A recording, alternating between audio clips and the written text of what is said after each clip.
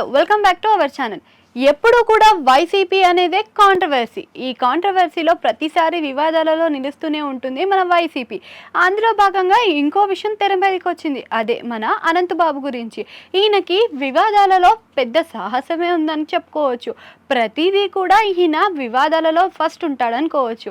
అయితే ఇప్పుడు మళ్ళీ ఏ విషయమా అనుకుంటున్నారా?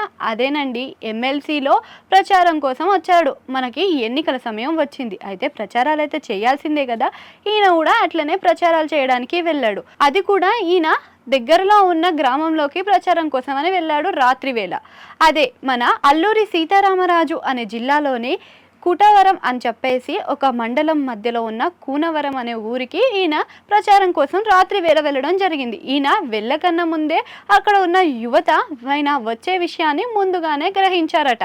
అయితే రావడం పొలిమేరలోనే ఆపేయడం జరిగింది. హంతకులకు ఇక్కడ ప్రవేశం లేదు, ఇచ్చిన హామీలు అయితే ఇక మాటే లేదు అనుకుంటూ ప్రశ్నించారట. ఈయనను ఇలా ప్రశ్నించగా కోపదారణకు గురైనప్పటికీ ఆయన గన్మ్యాన్లతోటి వీళ్ళపైన గాయపరచడం జరిగిందంట. అయితే ఈ విషయం పైన ఇప్పుడు గ్రామస్తులు కొన్ని విషయాలు వ్యక్తం చేస్తున్నారు. పోలవరం ప్రాజెక్ట్ అప్పుడు పరిహారం కింద ఇస్తా అన్న ఎకరానికి 5 లక్షలు మాట ఇప్పటి వరకు కూడా బయటకు కనిపించలేదు. అంతేకాక వ్యక్తిగతంగా ఇచ్చే 10 లక్షల మాట కూడా ఇప్పటి వరకు ఆ హామీను నెరవేర్చలేదు.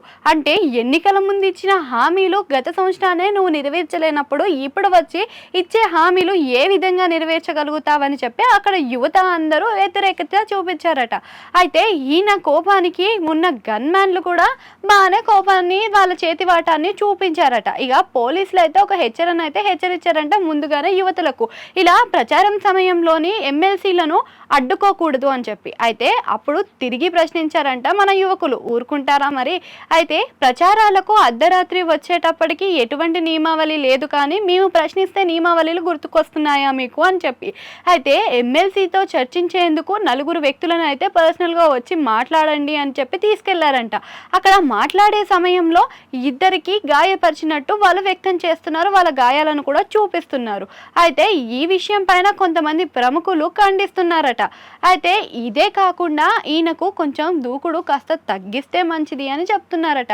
అనంతబాబు ప్రతిసారి ఇలా వివాదాలకు గురి అవ్వడంతో పాటు ఆయన ప్రతిసారి కాంట్రవర్సీలో మాత్రం ఫస్ట్ ప్లేస్లో ఉంటున్నాడు. ఈ ఎమ్మెల్సీ పదవిలో పక్కన పెడితే వైసీపీ మాత్రం ముందంజలో ఉందని చెప్పుకోవచ్చు. దీనిపైన మీ అభిప్రాయాన్ని కామెంట్ సెక్షన్లో కామెంట్ చేయండి. అలాగే అక్కడ గంట సింబల్ ఉంటుంది, దాన్ని కూడా నొక్కేయండి.